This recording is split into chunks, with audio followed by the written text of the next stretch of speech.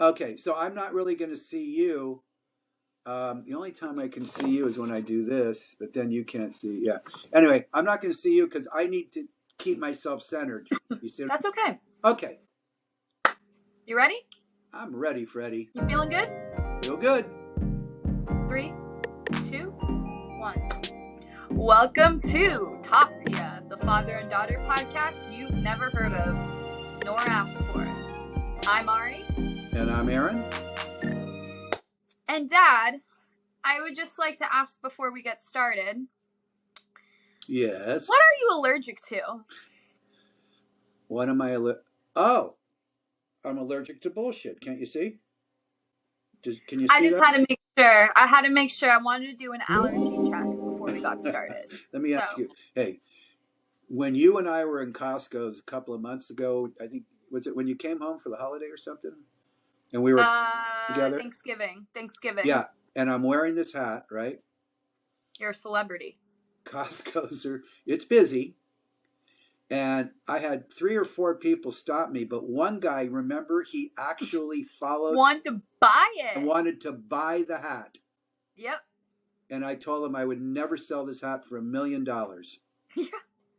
Although, and the joke is, it's technically my hat. Mom got it for me. That's right. But you don't even know where or how you got it, other than you think Mom got it. Mom thinks No, Mom for sure got it for me. Like, that was but it's that shape that doesn't fit my head very well. Like, I have a hat right now that has it, and like, you'll see, it's not ideal for my head shape. Well, I think you get what I'm saying. Yeah, I forgot the not type of hat. I forgot what it's called. It's the only hat that looks decent, hard brim, if anything. And number 2 is that I was going to take that guy's $1 million and just make another hat, right? But anyway. Exactly. But no, it's iconic. I think it's like your wizard hat. It's just one of those things where it turns you into Superman. You're the Clark Kent that it's your Superman. Gotcha. Cape. You might very well be right. I'm not right. I know nothing about Superman. All I know is people love it. They talk about it all the time, and why wouldn't I hardly ever wear these hats, as you well know. It's just that I really didn't want to do the hair today and all the, so I just. And you want to send a message. Pardon me? You want to send a message. I didn't even really want to send a message. I just wanted to wear a hat so I didn't have to mess with my hair too much today. You know what I'm saying? Well, maybe with my you don't want to send a message, but that's the message I would like to send. All right. Anyway, so talk to me. Well, let's talk about what's happened lately in your life of any significance that might be interesting to the folks. I would say nothing, but because we're on a podcast, I'll give you something. Okay. First of all, the day we are posting this video, February 5th, mark your calendars, is National Fart Day. Wow. You heard me? Wow. They actually have a National Fart Day. Yeah, they do. They have a National Everything Day. They actually, a month ago, had a National Pass Gas Day. Completely different. So what are your thoughts about, the National Fart Day? I'm so glad you asked, because I did some research. 3 minutes on Google tops. I personally was really interested, and I'm glad this is my part of the job of this podcast, is the research portion. Of course. Because I learned so much. So first things first, women fart more than men. What? Yes. Yes. I mean, they fart more. Look. Okay. I know that they fart quieter because they try to, whereas we don't. We're considerate. I would think, like they say, men think about sex every 6 seconds or something. Isn't it every 6 seconds or 12? It's an unbelievably, small amount. And I'm a man. Right. but Yeah, no, I think with women, our farts are probably hormonal based. That's my assumption. We have more hormonal based farts because you know, like for example, when we're on our periods, we're extra gassy. Really? For sure. That's like an added bonus to remember. I mean, look, listen, as you know, my household had 3 women in it, you, your sister, and my lovely wife. And as you also know, generally you all had your periods at the exact same time. Because that's how that goes. And generally, that's when I used to go to the bar and drink for all day. No. Generally, I was pretty good about it, was I not? I mean, No, yeah, you were fine. But what I do not remember, and I believe every word you're saying, is I don't remember a lot of farting during that time. You know what I think? I think we were just gassy in general. You know what I mean? So it's just like, what's the difference? Yep. Because if you recall, I think we were really proud of the gas in our family. You mean in terms of the smell, how loud it was, or how often? I would say the loudness, because the smell would piss us all off. Right. You know what I mean? Okay. Like it would be like one of us burped or farted really loud. We would, you know, scale it from 1 to 10 or say, wow, incredible. Right. You know, we encourage that behavior, and then we would so you didn't do it outside of the home. I'm sorry? So you wouldn't do it outside of the home. In other words, we gave you permission to do it. Exactly. Yeah, you gave me the freedom, so I was able to hold it back. There you go. In my day-to-day, which again, women do more. But you know what? What? Going on to fact 2, they didn't back in the good old days, allegedly, because the first joke ever told, that has been recorded, was 1900 BC. And this is the joke. Something which has never occurred since time immemorial. A young woman did not fart in her husband's lap. That's the first joke. So that insinuates that they were farting was normal, everyday type of thing. And I guess, you know, I get women have always sat in men's lap. You know, I guess that's historically, you know, accurate. Yeah. But I guess we were a little more farty back then, or maybe perhaps that was like a joke back then for women to do. It was like, and it still is, mind you. I don't think we stopped doing that. We didn't stop farting in people's laps. Well, remember, the joke is that she didn't fart, therefore normally she does, which generally means it was a nothing thing. It was an everyday occurrence and nobody took any mind to it. And so the first woman to not do it was like, it was unbelievable, which is honestly, that's a pretty funny joke. It is pretty for 1900 BC. That's layered. Like, that's not a knock-knock joke. That is a fully layered joke. Yep. It's elegant. It has, you know, a lot of literacy to it. Yeah. And I mean, I think that's a 10 out of 10. You can tell it today. You could tell that joke today. Well, anyway, I'm glad we got some of the fart facts out. I think that's important. And I'm, you know, learning that, you know, I'm learning stuff here. I never knew that, never read it, never saw it. And about farts, about period farts. Yeah. There's period farts, there's period poops. There's, you know, a lot goes on around that period, yeah. Now, mind you, do you want to know something that pisses me off? Talk to me. So this is something you've never had to deal with, obviously, and you'll still understand my frustration, though. Okay. So I had a new doctor, gynecologist specifically, at Cedars-Sinai, right? Okay.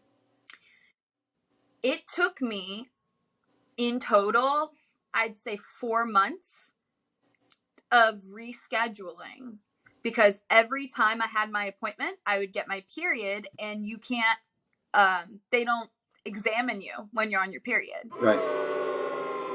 And nobody examines you whether you're a doctor or not during your period. Go ahead. I would assume gynecologists would have their Red Wings, but also I'd also assume that other people just like wouldn't say anything, and then it's just like, oh, well, nice. But regardless, I finally, you know, the time finally happened. Wait, can I finally go? Stop you for a minute? Yeah. So you get your period, you know, pretty much every 30 days, right? Not necessarily you mean? Exactly. So If you're on birth control, if you're on something consistent, maybe you get it consistently. My period remixes every month. Okay, so yeah. I have an estimate, and also with a gynecologist appointment, you have to make those like a month or two in advance. No, so it's like, I hear you, and now I get why it took you 4 months, because if it was every 30 days, you just don't book it for the next 33 days, the next 30. And that's what I try to do. Exactly. And guess what? Mother Nature said, okay. Just kidding. But you finally got there. I finally got there. It was fine. The first things when I get there, they say, give us a urine sample. Which, we're still all trying to figure out what they test in that, because they, Oh, there's a lot of stuff in your pee they can test for. Oh, I know, but they don't tell you. They don't tell you Well, everything. if you ask, but they don't tell you. You're right. I try to get answers. I did not get as many answers as I wanted. It's on the pee report. I don't get a pee report. You can ask for one, and it will. You really think so? It'll analyze. Absolutely. It's the same thing. It's like with the blood test. I'm glad you said that. I'm going to call them ASAP and ask for my pee report, because I want to know. Okay. I want to know. I just want to know if everything's okay. What I do know. I need to know specifics. You know what I mean? Go ahead. What I do know, though, is that when I typically take a pee test, you get the cup with the sticker already on with your name and your info. You go in the bathroom. You do your business in the cup. There's a little metal window that, you kind of have to child lock open to put your pee in and close. And then, just like a rabbit in a hat disappears. Right. And that was not the case at Cedars-Sinai, Beverly Hills. They're too busy. They've got too much going on. They give me a sticker and they say the cups are in the bathroom. And then you're going to walk it over 2 doors over to the lab. So I kind of have to gallivant with my pee. Right. Which I don't prefer to do. But on this day, I didn't mind. Let me just stop you. Yeah. You're walking out of the little place where you had it done, and you're walking into the common area hallway, right? Yes. Down 2 doors. 2 doors. So 2 doors down. If, for example, somebody walked by that, let's just say, love at first sight, literally, like it's never happened, but this, and you'd be standing there with your little pee cup, I'm not going to lie. That was one of my biggest fears, because that's something that would happen to me. I would probably run into, Kaylani, the love of my life. If I can get anything out of this podcast, it be recognition from Kaylani. Please call me. My phone number is 415. But luckily, that did not happen. Okay. What happened was actually the opposite. I had a positive experience. Which was? I peed in my cup.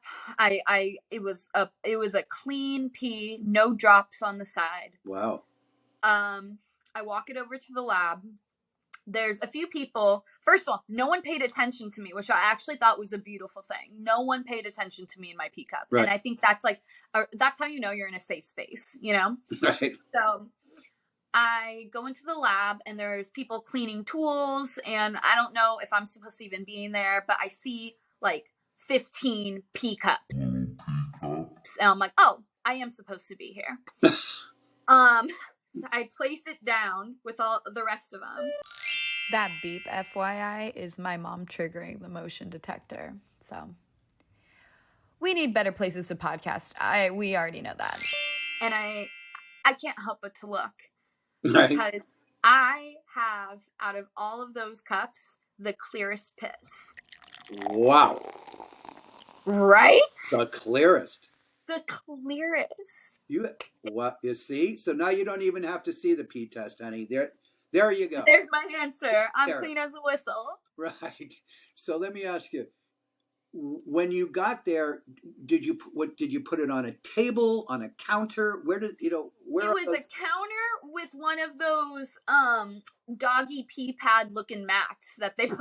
Oh my. The sanitary mats that they put and on. you just put them right on that. You literally just place it on. I could have taken someone else's cup. No one was looking. If I was some piss guy, I could have taken all those cups. I could have lifted that bag and ran. But they really had no urine security. All right, listen to me. That's important because, well, I have a couple of questions about that, which we'll go into. But right. Same thing with us. You go in, they give you the thing with your name on it. So in other words, I do my blood test first. Okay. Oh, here's the other thing too. Depends what time I like to do my blood test in the morning before I go to work.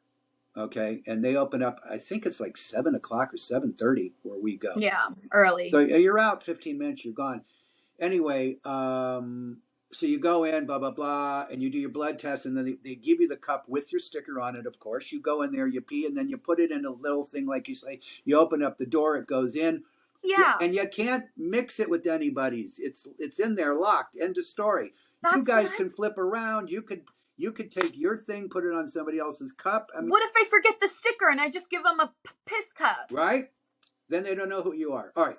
So that's one. Two is, with us, it's pretty... I'm sorry, let me stop you. Yes. What if I see my arch nemesis's piss cup and I keep my sticker and I put my name on their cup just to delay their testing process because they're my arch nemesis? They don't think about these things. Well, in other words, where your pee would be perfectly healthy, and so she would think, and the doctor would think that her pee was healthy, but in fact it was. No, it's just to delay the process, because if I kept the sticker, if I just pissed in a cup, right? I didn't even piss in a cup. I just had my sticker and I went into that room and I saw my arch nemesis, their name was on that cup. Yeah. And I put my sticker on their cup too. So then they didn't know which, both stickers. They had test results to and what if they're trying to find out if they're pregnant and I just made their life harder? Or it tested negative or it tested positive and they told me I was pregnant instead of her, and then she's pregnant and doesn't even know it, and they have a whole TLC show about it. Okay, well, it's called I Didn't Even Know I Was Pregnant. Have you heard of it? I have, but wait a minute. It's very doubtful, but it's possible. Okay, it's not just the possible. FBI and the CIA and the Mossad and all those people, they could do some tricks in that urine room there, right? That's what I'm saying. And an average Joe like me with some manic issues, which I have, could easily do something like that, which I didn't because I wanted to know my own pee results. Okay, well, listen. Which they didn't tell me. Very happy to hear about all the results. Now, let me just say one more thing. Sorry, I had to get that out. I know, and I'm sorry you're exhausted by the thought. With us, you put the cup in the boom, you put the thing in the cup, and the only thing you got to worry about is splashback and power. You know how much power. but which you can clean up in any way. Not filling the cup up. That's my issue. Well, wait. But first of all, you have to make sure that you have the ability to pee at 7:30 in the morning when you woke up at 7. And you pee. Well, you don't drink water. Most people do drink water. No, Dad. So I do, of course, drink a lot of water before I go. Believe me. Which is a foreign thing for you. Well, yeah, in fact, this is my water. It's the greatest thing in the world. Ice. Your liver's fucked. Probably the most healthy thing you could drink if you have to drink some sort of fake soda. And my doctor says I'm allowed to drink it, and so that's what I do. Okay. And I bet your doctor also says, but drink some fucking water. Well, he says it wouldn't hurt. All right. So I drink the water, but again, it's only like a half an hour since I, emptied the bladder, and I usually don't pee at night, which is great sign of no prostate problems, at least not yet, thank God. But what the point of it is, doing a good job. Sometimes I can't pee at 7:30, 7:45 in the morning, but so I'm sitting there. I'm doing everything I possibly can not to think about it. So I finally do it. End of story. But here's my point. It's easy. With you guys, you're driving like with no rear view mirror. How do you know for sure that cup is exactly where it needs to be? So there's a few things. I know for sure anatomy is a big, it's a big aspect to it. Some women are lippier than others. So that can help. Gotcha. For the most part, I really think it's about just keeping the cup. Just you have to just like cup the whole thing, Yep. you know, and keep it right there. You have to, you know, you have to do cup to cooch. You can't really keep it, you know. Yeah.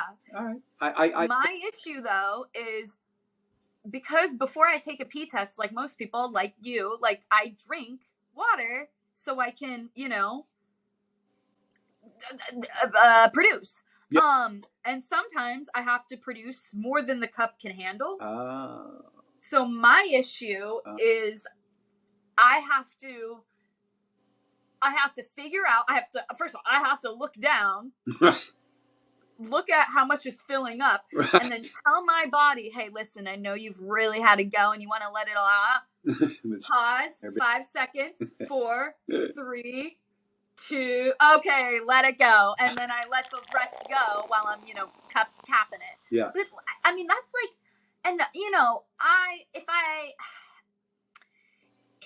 for me, I have that social anxiety. So if you know, when I'm alone in these doctor's offices and, you know, I'm not the most chill, relaxed, cool, calm, and collected. So it's like collecting a urine sample isn't just like the easiest thing. I get stage fright.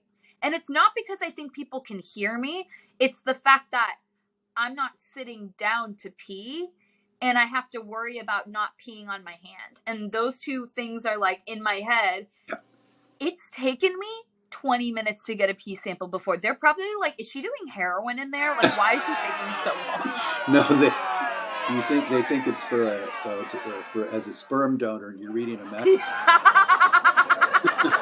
But wait a minute. Here's what I want to tell you. They're like, where'd the plunger go? First of all, it is a skill that women have. It's unbelievable. Number 2, typically you only have to do it once a year. So, you know, hit or miss. No, if you're a young person in your 20s to, you know, plus. That's right. Yeah. You get tested and all that stuff. So you have to do it a lot. I hate getting blood work more though. For me, I know you're like, oh yeah, I like doing it before work. I get it and I go. No, I get it. I have to sit around. I have to drink some juice maybe. I have to wait till I'm good until I can carry on my day. And then for the rest of the day, I feel like my arm is like a noodle. Like I'm very weak and sensitive. Yeah. No, I know you are. And I'm sorry to hear that. And, because for me, the blood test, just take it, boom, get at it. Shots, give me the shot, let's go. You know what I mean? But everything else thing I'm afraid of, okay? Flu shots have like messed me up. Although this last one I was fine. Obviously all the COVID vaccines, but this hit everyone hard, you know, hit me hard. The HPV vaccines, those were rough. I remember I had to get the 3 HPV shots when you're a kid. Right. And I started getting those when I was like 13. Like they gave them to me like right away. Yeah. And smart. Like, which is good. Yeah. But I was like, oh my God, those were painful. So, but it's because I'm sensitive. No, I know you are. The next shot I have to get is the shingles shot. Not looking forward to it. Got to do it. Have to do it. I will do it. You have to because Yeah. You get shingles, you might as well just take a gun and shoot yourself. I mean, really. You know? No, I mean, like my father used to say, you know, my father used to see these old guys walking, limping down the street, you know, barely moving, you know, drooling out of their mouth, you know, like will happen to me at some point. And my dad used to say to me, Aaron, listen, if I ever get like that, just shoot me, okay?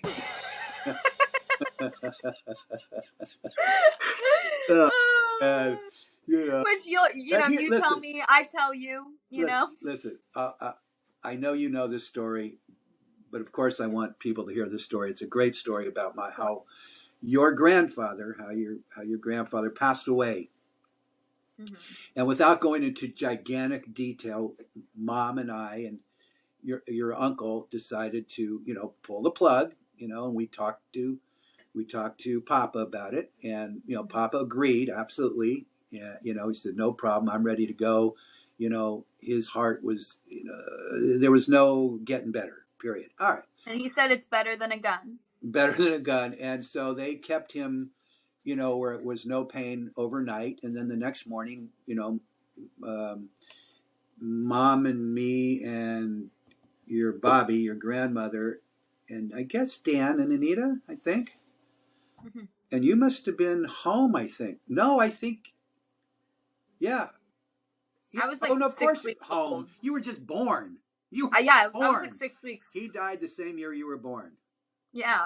Okay. Anyway, how stupid of me. Long story short, doctor pulls the plug. You know, they do whatever they got to do. Everybody says goodbye to Papa. And I don't know, half an hour later, doctor goes in there and he goes, come on in. And we go into the room and, you know, Papa's still alive. And all of a sudden, he kind of sits up, you know, just kind of a quarter ways up.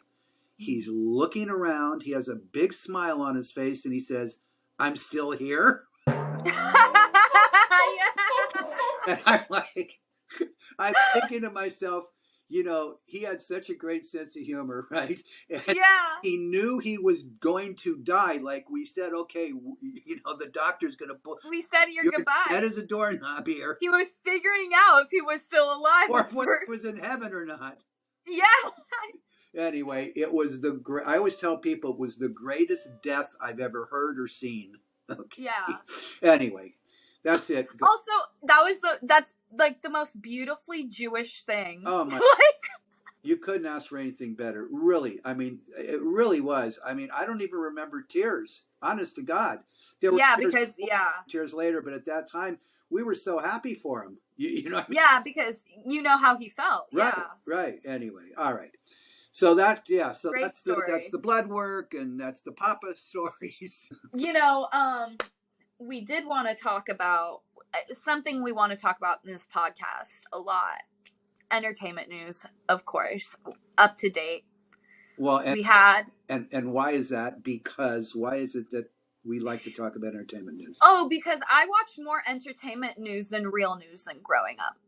Like, I am completely privy to celebrity gossip and news, and it was mostly against my will up until I became an adult. Still kind of it. In other words, what you're saying is your mother and I watched all those entertainment programs about, you know, and reality shows, Housewives and all that stuff. So you were indoctrinated. Boom. And you've now taken it as part of your life's work.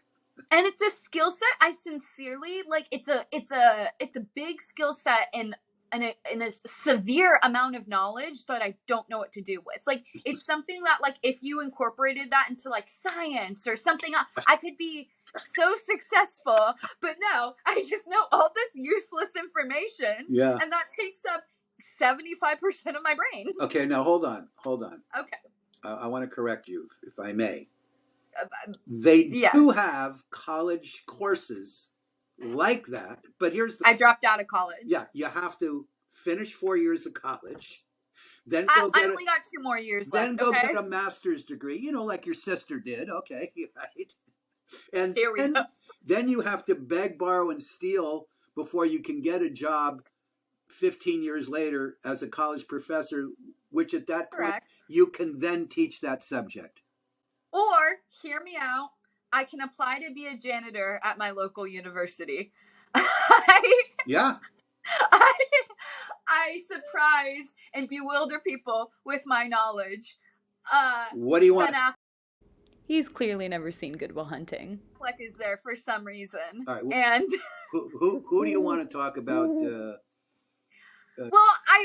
Since we're doing an up-to-date, I do want to address the Golden Globes, which, mind you, a little rocky this year, of course. I'm happy about a lot of the wins. We'll go with that. Yeah. What I do want to talk about mostly is how they honored our guy, Eddie Murphy. Yeah. I mean, he's become less of our guy over the years, but he was our guy from the very beginning for many, many years. Delirious is, I believe they've done surveys with all the top comedians who have said that is the number one comedy ever, Delirious, which I certainly think it was. I agree. You know, not only funny but brilliantly acted. The production was great. The whole thing. It's timeless. Exactly. And listen, this kid, you know, started what was it? 19 at Saturday Night Live. You're right, and then did Delirious, I think, at 21. Yeah, which What? Look at the maturity of this guy. He could legally drink that year, and he could made legally, yeah, and you know, anyway, hilarious guy. Obviously, did tremendous things over the years. Movies, this, that, blah, blah. Was always funny, off the cuff. A lot of people went into comedy because of him. A lot of people replicated him, right? Yes, I was raising my hand. But here's the deal. He ain't funny anymore. Okay. Yeah, and you know what? It's not just him. I've noticed a lot of these old heads who like were iconic, like, you know, huge. And of course, you know, this happens to a lot of people in the industry who get this ego built throughout the years. And then they think, you know, 20 plus years after they peaked, they can just like hop back into the things the same. They have this mentality of like, I know what's best. I know what's funny. I can make these jokes. And what's pissing me off about a lot of them right now, they're going into the like, you can't make any jokes anymore. I'm scared. Blah, blah, blah, blah, blah. First of all, they're still getting their money. They're still getting their specials because of their names. So it's like, they're not really getting any punishment from cancel culture. Right. But on top of that, it's like, you can say these things, you just have to be funny, and they're not anymore. And it's like, it's so much of this ego driving them to that, and it's annoying that they're saying it's like they're blaming it on the culture and society right now. And it's like, yeah, you're gonna make people like you by saying you hate everyone. You know what I mean? Right. It's just so like pathetic to see comedians do that when you want them to really like. There's, of course, not all of them. Like I know there's comedians that still know how to be funny. Like, you know, for example, Mom's favorite, Lunel. She knows how to be funny still, yeah. And she's been around forever. Right. No, absolutely. Listen, he got the award. He deserves the award. Don't get me wrong. He, you know, and when I say he's not funny, he hasn't done anything. You know, in other words, he's done some movies, of course, but he really hasn't done stand-up. He hasn't been on television, but he's just not funny. And that night, you know, there was very little energy. You know, like yeah, he really didn't have energy. Which, listen, don't get me wrong, I understand. We don't expect it, but you know. Well, first of all, you know, he married, I think, 4 times, and every time he gets married, they get younger, right? So of course he's going to lose energy. The poor guy. It's like running a marathon at 60 whatever years old. And I mean, it's the same woman, right? Please tell me it's not the same woman 3 different. No, it is, and it's to a point where it's like, oh, you're just filling. It's like when you get a goldfish and it keeps dying, and you replace it with the same looking goldfish every time. Right. Now there was somebody else, very famous person, that also married 3 women that all looked alike, and that was John Derek, who was the husband of, you would know, Bo Derek, right? Right. You know, the movie 10, one of the most beautiful women in the world, blah, blah, blah. And then Linda Evans. Yep. Right? We know Linda Evans, right? And then Swedish, Norwegian, whatever, German, Austrian, something like that, Ursula Andrews. Oh. All 3 of them were the same person. They were the same. Yeah. They looked alike, just like Eddie's. Now, here's the deal. Ursula Andrews had a baby with Harry Hamlin, who was the husband of Lisa Rinna. Lisa fucking Rinna, the biggest bully in Hollywood. Beverly Hills Housewives. Rest in peace. Let me tell you, rest in peace to an era. But it needed to happen now before it was too late. Is that the 6 whatever of separation? 6 degrees of separation? Yeah. Well, that's, and you know what? The thing about LA, what I've noticed that I love and hate is like that that is what LA is to its core, is you meet someone and they know 5 people you know, and you have no idea how they could have known 3 of those 5 people, you know, it's just like, how does this happen, you know? So it doesn't surprise me. That what I like about the Real Housewives, and what we all love about the Real Housewives, and what we're going to talk about them all the time on here, is they are kind of, especially Beverly Hills, but like all of them, they are that family tree of 6 degrees of separation. You know what I mean? Yeah. You get all these people that you're getting all these different stories from, and then you see how well they tie in together. So besides the fact that they're fun to watch get too drunk and yell at each other, it's fascinating. You're learning history about Hollywood. You know, that's why we favor Beverly Hills. Right. But you know, even again, like the other ones, and then when they all become friends with the other housewives, you know, there's more of that builds, and you kind of have this like, you know, Marvel has their universe, like the housewives. Hey, wait a minute. You mean the Bravo? What's it called? Bravo universe, BravoCon. BravoCon. But oh my god! Which, by the way, let me tell you, the one thing that we can get from this podcast, nobody was wearing masks. No, go. I want to be journalists at BravoCon. That is our goal, to get to BravoCon. Listen, out of COVID, I'm there, but I mean, to me, it's a petri dish right now. Everybody's clapping. I'll give you an oxygen mask. Clapping and yelling and screaming, and they're throwing their panties. I was going to say, the women up there are naked practically. I mean, you know, so. Well, let me tell you. Do you want to know what happened before the first time I got COVID? Yeah. I danced with Whitney from Housewives of Salt Lake at Revolt. That's right. You told me. Yeah. A block away from my apartment. I saw her, Justin, Tom, Katie, who were still together at that time, you know. And tell me about Whitney. Come on.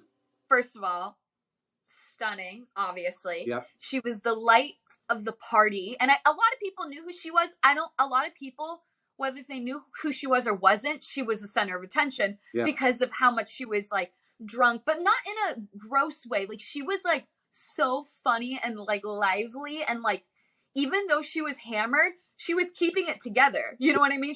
Her dancing wasn't weird or off or anything. Like, she was, you know, Justin was having the time of his life watching her, even though she was riding gay men like bicycles with their legs up.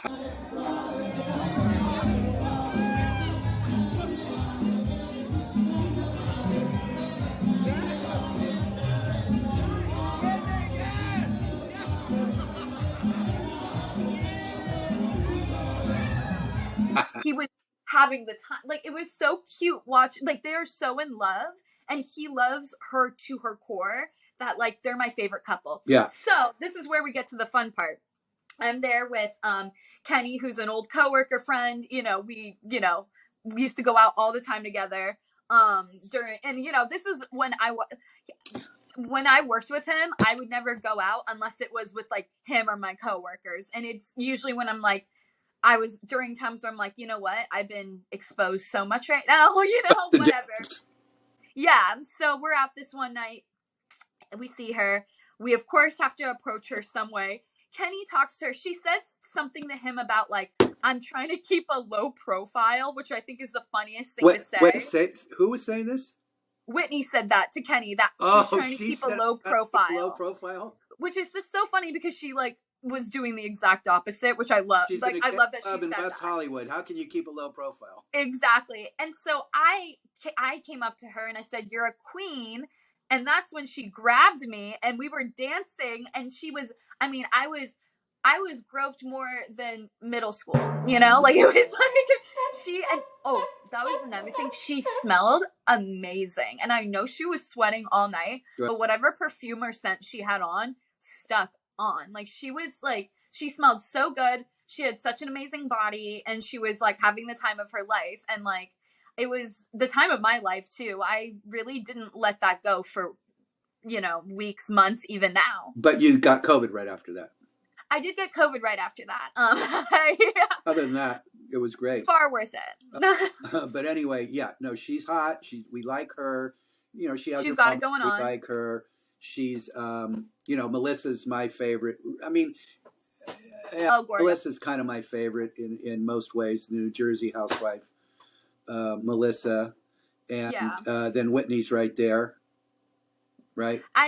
She really is in my top all time, because like, for me, when I think about the women that I like and then the women that I actually like in person, she's the people that I actually would like in person. Yeah. You know? Yeah. Just like Melissa. I agree. I'd like Melissa too. And like at a time, Erika Jayne, but that like changed really quick. Yeah, I was never a big fan. You and Mom went to one of her concerts, right, in the city here? Which, that was incredible because Mom had her neck brace when she got her surgery, and we bedazzled it. Yeah.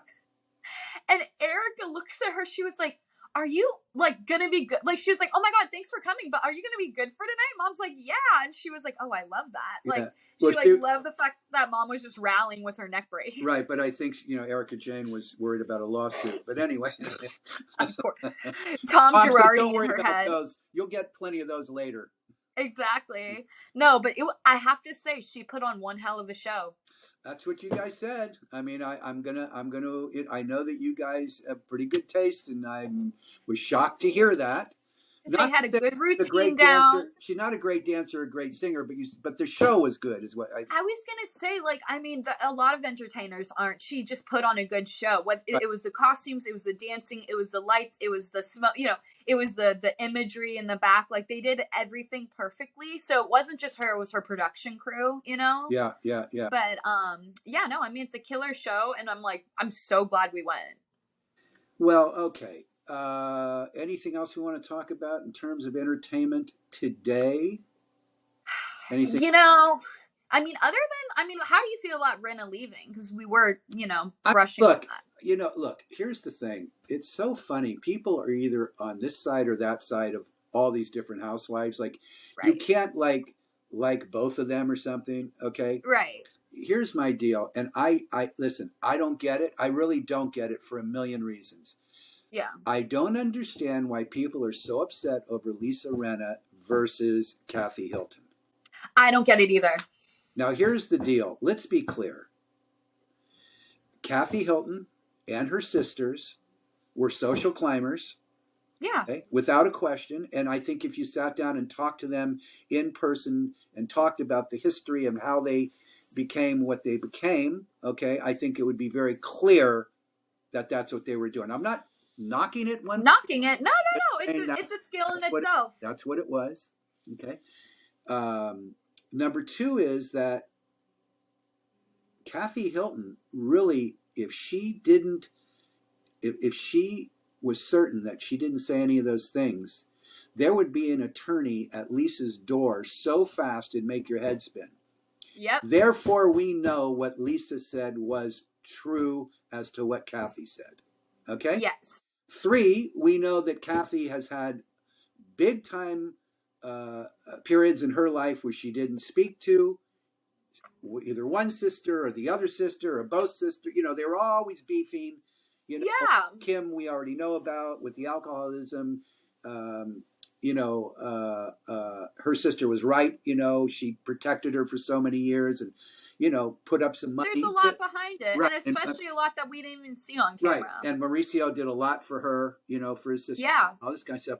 But we all know what the beef is about. The beef is about Mauricio left his father-in-law's company, real estate company, to start his own company, which is what most people in the real estate business do when you become successful, like Josh Altman and his brother. Okay? Yes. So the point of it is there shouldn't be a beef. Right. But the old man is beefing over it.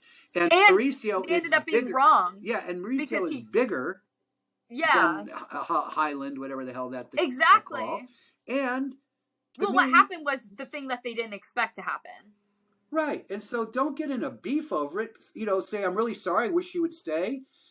But hey, I understand why you're going. You got to go on your own. It's a lot of pride stuff. It's a lot of stubbornness, sister stubbornness. It's like, there's stuff that we don't see. There's, and now knowing that Kathy has a mouth on her, there's probably stuff that's, been said that, Sure glad I wasn't counting nose. But listen. People can't take back. Regardless, I think what happened was like Kathy probably had standards of like wanting to be protected when she was on the show that she didn't get, and it's like that pissed her off, and it's like, well, that's what happens when you're a guest of the show and not a cast member. Yeah, hey, listen, don't get me wrong. I'm sure there was, they had to pay her a lot of money to stay in, and Whatever. Disclaimer, Paris Hilton, please don't unfollow me on TikTok. I know this is between me and your mom, not me and you. I love you. Exactly. And wait a minute. She didn't she tag you for something? What when you? Well, I made a video and it was using her audio, and she commented and liked it, and then followed me. Yeah. So now I'm a celebrity, obviously. So all the years that I've been in LA, blah blah blah, and I've seen everybody in the world, I've never bumped into Kathy Hilton. I've never bumped into her daughter. I saw Kathy at Ann Garcelle at Craig's for Kathy's birthday. That's right. Wait. Didn't you also see her walking to one of those little designer stores or something on Melrose Place or something? Or what? Yes. Yes. You are so wow. You remember these things better than I do. When I worked at Studs, she was getting Botox. There's it's no. Her mustache removed. No, what is it? Shut up. Lymph drainage. There you go. Everybody gets that, right? Well, no, it's actually something I almost got because I worked next door to it. Yeah. It's like massage, but it like focuses on like lymph drainage and all that stuff. So it makes you feel like so much better, and like all the pain in your body like chills out for like 5 minutes. But so it's like $300. Let me tell you what your grandmother, what Bobby used to say to me. And here we go. 2 boys, no girls. Yeah. Don't touch under your arms. Not like don't put a deodorant. Yeah. Don't mess around under your arms. Was that a crazy thing she said? Not so crazy now with these lymph nodes and all that crap. No, she's right. But like that's maybe she knew something we didn't. Grandmother's wives tales, whatever. I don't know what. Yeah, but that's I remember so funny. her telling me that. Oh my god. She said nothing under your arms and don't touch your willy until you're married. But other than that. Anyway, all right. She was wise. She was wise. All right, listen, what else? I'm trying to tell you. Oh, Mommy and Daddy finished our room. We just redid our bedroom and redid our bathroom. We're so happy. And we're getting the okay, look. I told you we bought tails wagging. We bought this Sleep Number bed. I told you that. The one with the things, and I'm a 40, she's a 50. So I'm watching the NFL playoffs, and they have like Pepsi is the the soda for the NFL, and this is right. Well, Sleep Number bed is the bed for the NFL, official NFL, and 80% of the football players, which I believe, I have no disbelief, have a Sleep Number bed, which only makes sense, right? Whether it's in their basement or the bed they actually use, that's a different question. But you and I have seen a lot of those athletes' homes and the beds that they sleep in. And they're like 12 feet long, they're the size of a 8 room. 8 foot wide, they're in a heart, yeah, with a mirror up there. For the 15 sums that go on. And you put coins in and it starts shaking. I mean, I really believe 80% really have it rotates. And the other 20, they have these custom beds. No, it's actually for their side women. Right. For all their side chicks. Exactly. All right. Anything else you want to get off your chest? Well, what I do want to get off my chest is this show, we have some structure to it, but as you can see, we like to go off the cuff here. It's a lot of storytelling, a lot of reminiscing. We've got a 40+ year age difference between us, and there's so much we have in common that we're gonna always talk about. There's a lot of things we won't have in common and won't agree on or won't understand that will be really funny to watch us try to. So that's why I think we're here. What do you think?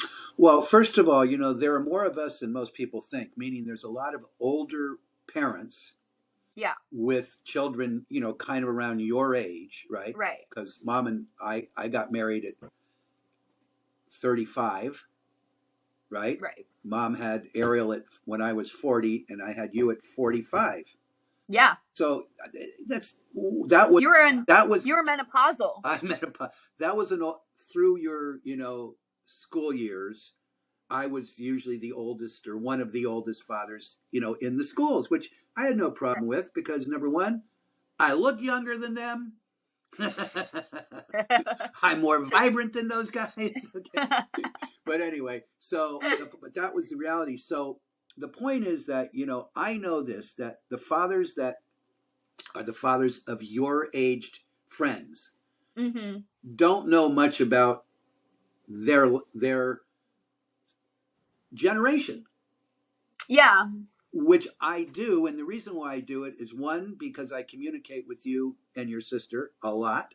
Two, of course, I look at things, your music, your clothes, your this and that, blah blah. And the opposite goes with you to my generation, because you've listened to me and Mom talking about all these different things, whether it's entertainment, whether it's history, whether it's geography, whatever it is, you've kept it, you've read about it, it's become part of your life too. So now you have a lot of knowledge about the old guys. Right. So that we can really talk together and we kind of know what each other's talking about. And when we don't, we ask and you learn. Or we tell. Or we lie about it. I agree. I think it's and also, funny enough, full circle, the fact that I think we've watched growing up so much entertainment specific news is how both you and I have been able to connect with because entertainment news, although stays modern, also touches on, your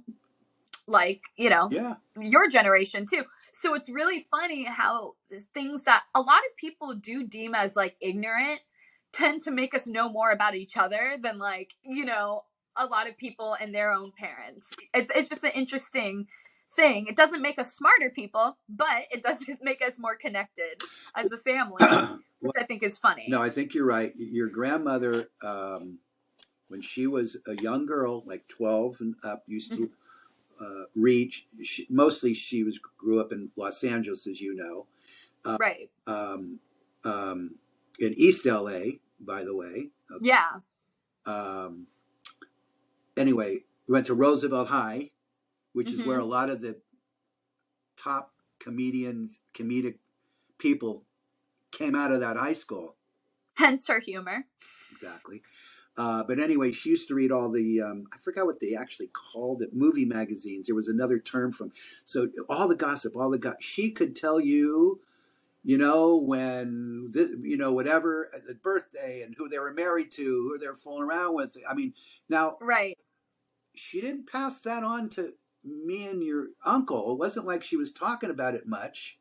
So I think it's more of a you're so much like her that was your destiny. I just think that through her knowledge, when I would ask her, she would know. We like being in the know. Yeah. I think that's just, our family likes being in the know about everything, and that includes knowing everyone's business. Exactly. And of course, we'll talk about this more. I lived in Beverly Hills for 3 years, down in LA, and a lot of people, and we'll go into that later. And I'm in West Hollywood right now. You're in the Bay Area, which we're all from. That's right. And we're in a county where all the top musicians in the 60s and 70s live in this county. If they're still alive. I'm sorry? If they're still alive. And a lot of them are. Yeah, even if they're not, though, they're still known. I mean, it's a big, it's well known for Grateful Dead, especially, and Journey and Metallica. Yeah, come on, and we got a lot of groups. We got it all. So yeah, we come from a lot of entertainment background. Hence, why we think we're qualified to speak on a podcast about these. Well, that's exactly right. And here's the final thing. We really don't care because we're having so much fun doing this. I know. And and typically, as you know, you and I get on the phone, we talk, right? So instead of talking, with an intimate conversation, we're having other people listen to our conversation through a podcast, and hopefully it'll be entertaining. And if it's not entertaining, we are definitely being entertained by this, right? Well, yeah, I mean, if we're going to get into everyone else's business, we might as well put our business out there. All right. So tell the folks, name of our show, how they get a hold of us. Name of the show, Talk to Ya. You can find us on all platforms. You can watch a podcast on. And if you want to email us, It's talktopod@gmail.com. We are going to attempt to give advice. We're going to take stories. We'll do all of that. So email us. We're going to be also on all social media platforms. We're on TikTok, Instagram, you name it. One more thing. I really doubt that there's going to be so much activity on that Gmail account that we won't have time to answer people's questions. But if it gets to that point, I'm still, keeping my job, honey. So you may get one, and that's all you're going to be doing. Because I work during the day, okay? And I'm not coming home to answer. And I don't want to have what those other entertainment people do, which is hire people to answer those. Okay. Let me take care of the emails. I also know you'll reply to most of them with like THX, like thanks, One final thing before we go. You just brought that up. The computer at my office is filling up where it says you don't have any more room. I've had that particular computer probably 7 years. I don't know, whatever. Always happens, yeah. And I'm the type of person, when somebody sends me an email and there's nothing left to say, I put THX. Yeah. Just to let them know I got their email. That's why I do it. So my boss pointed out to me, he put on the search bar on the sent emails THX. I don't know, 20,000 emails. It was an unbelievable amount. So now I'm going to stop doing it. But here's my problem. I'm going to do it. We made you insecure. What's going to be now when people don't get a TA? They're going to think one of three things. You were hijacked. I'm dead. I'm insulted by them, so I don't say thanks anymore. Oh my God. Because they're so, even my staff at the office, when they do something, send me an email, I say thanks. As you should. Why not? But anyway, it's just funny that it's the same every time. THX. Say that again? I just like that it's the same thing every time. It's just THX. And I even do that sometimes when I'm texting you and, whatever else. Anyway. Yeah. All right, listen, I love you. I love you. And I'll talk to you. Bye. Okay, Boo. Love you. Talk to you. Love you. Talk to ya.